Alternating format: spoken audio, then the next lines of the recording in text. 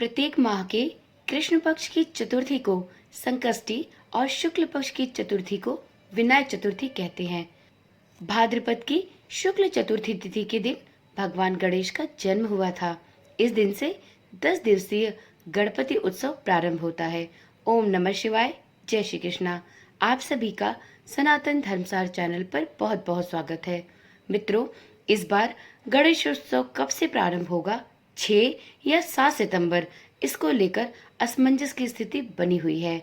कुछ लोगों का मानना है कि गणेश उत्सव का प्रारंभ 6 सितंबर से होगा, वहीं कुछ लोग इस तिथि को 7 सितंबर से जोड़कर देख रहे हैं।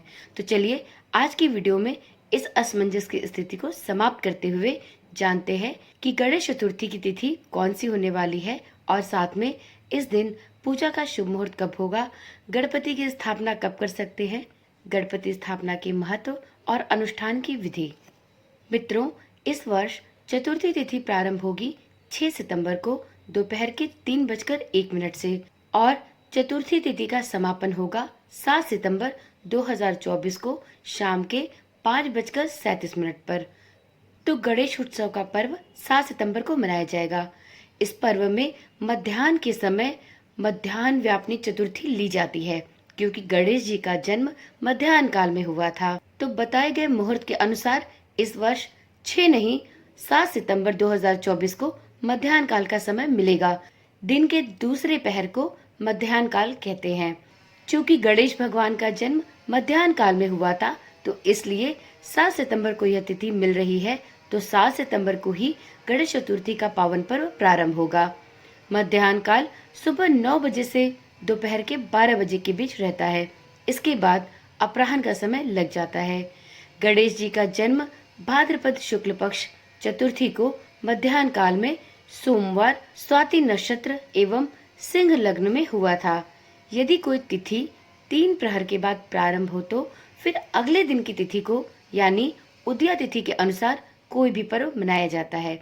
इसलिए गणेश चतुर्थी का पर्व 7 सितंबर से प्रारंभ होकर 17 सितंबर को समाप्त होगा। अब जानते हैं 7 सितंबर को गणेश स्थापना और पूजा का शुभ मुहूर्त क्या होगा। गणेश पूजा का शुभ मुहूर्त होगा 7 सितंबर को सुबह 11:03 से दोपहर के 1:34 तक। वहीं इस दिन अभिजीत मुहूर्त होगा सुबह 11:54 से दोपहर के 12:54 तक। अभिजीत मुहूर्त वह मुहूर्त होता है जो प्रत्येक दिन दोपहर के समय आता है। यदि आप अभिजीत मुहूर्त के बारे में ज्यादा जानकारी प्राप्त करना चाहते हैं तो वीडियो के डिस्क्रिप्शन में लिंक दी जा रही है। आप जाकर उस वीडियो को भी देख सकते हैं और समझ सकते हैं कि अभिजीत मुहूर्त क्या होता है। इसके बाद विजय मुहूर्त होगा दोपहर के 2:24 से दोपहर के 3:14 तक।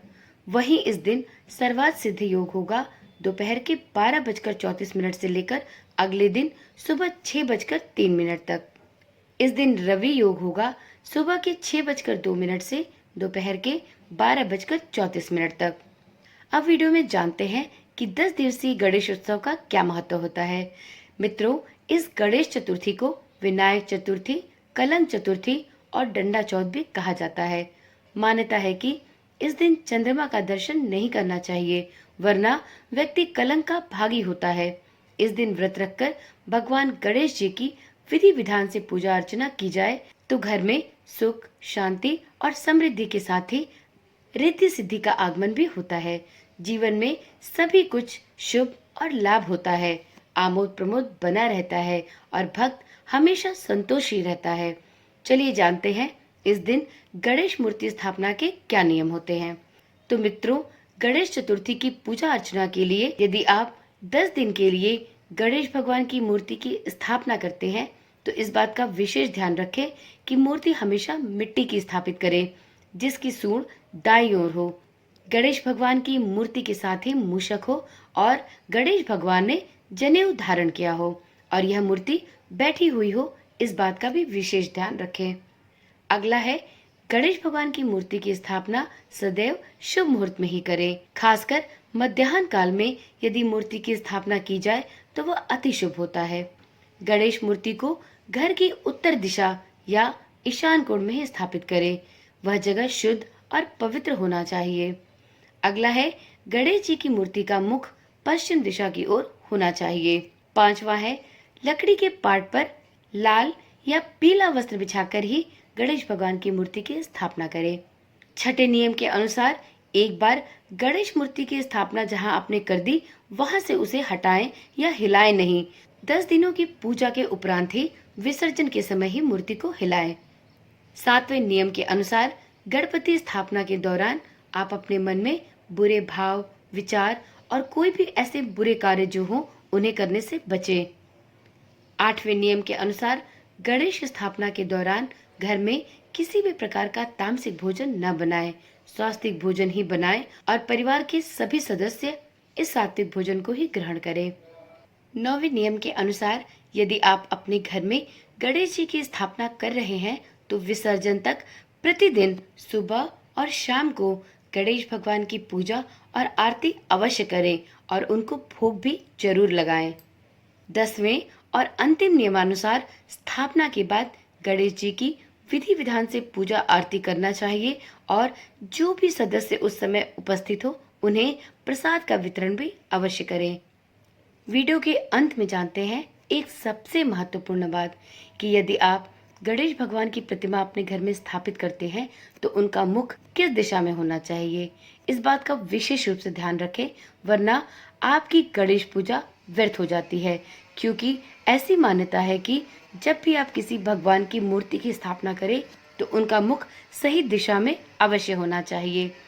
ऐसी मान्यता है कि गणेश प्रतिमा को जब पूर्व दिशा में रखते हैं तो उनका मुख पश्चिम की ओर हो जाता है और पश्चिम दिशा में माँ लक्ष्मी का स्थान होता है।